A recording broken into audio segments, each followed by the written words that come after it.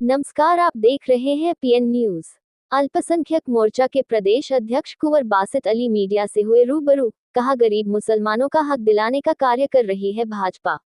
मुरादाबाद में मंगलवार को बुद्धि विहार स्थित भाजपा जिला कार्यालय पर अल्पसंख्यक मोर्चा के कुंवर बासित अली ने मीडिया से बात करते हुए कहा कि भारतीय जनता पार्टी गरीब मुसलमानों के लिए वक्फ सुधार नाम से अभियान चला रही है, जिसमें लगातार भारतीय जनता पार्टी के साथ अल्पसंख्यक मोर्चा, युवा मोर्चा, महिला मोर्चा ये सभी मिलकर अभियान चला रहे हैं। मुख्य अतिथि ने कहा, वक्फ बिल आने के बाद जिस तरह से कांग्रेसी और सपाइयों में बेचैनी है और वक्फ की लूट जिस तरह से बंद हुई है और उन्होंने जमीनों पर कब्जे तथा गरीबों हक मारा है, उसके लिए भारतीय जनता पार्टी 97% लोगों तक पहुंचने का कार्य कर रही है।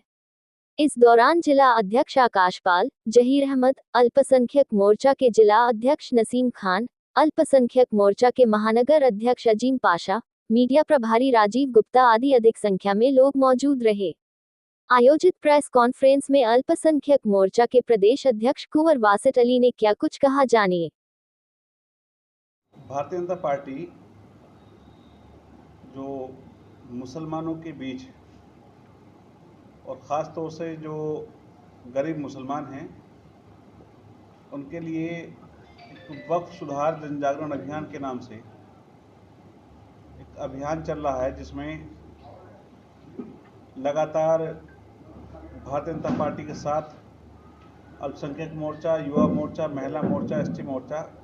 सभी मिल करके जन जागरण का अभियान चला रहे हैं। क्योंकि वक्फ बिल आने के बाद जिस तरह से कांग्रेसी और सपाई इनमें बेचैनी है और वक्फ की लूट को छूट जिस तरह से बंद हुई है और बिल आने के बाद जिस तरह से इनको लगता है कि इनके घोटाले खुलेंगे, इनकी ज़मीनें जो इन्होंने कब्जा हुई हैं, गरीबों का हक मारा हुआ है, यतीमों का, बेवाओं का हक मारा हुआ है, उसको भारतीय जनता पार्टी 97% लोगों तक पहुंचाने का काम करेगी।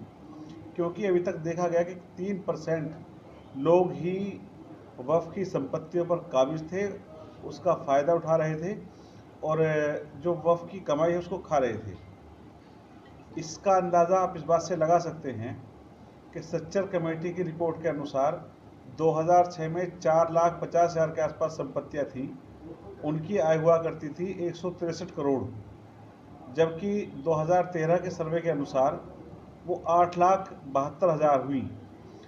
और कमाई हुई 166 करोड़।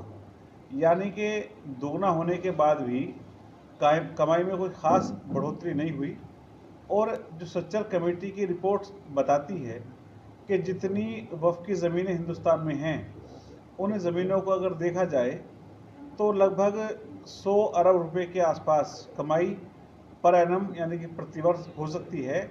जिससे भारत के गरीब मुसलमानों की शिक्षा, स्वास्थ्य और उनके जीवन यापन के लिए उचित प्रबंध हो सकते हैं। लेकिन ओवैसी जैसे लोग, कांग्रेस के बड़े नेता जिसमें मल्लिकार्जुन खड़गे भी शामिल हैं, जमीयत के लोग और बड़े मौलाना जो आज वक्फ बिल के विरोध में हैं, आप उससे समझ सकते हैं जो लोग भी वक्फ का विरोध कर रहे हैं वो वक्फ के बड़े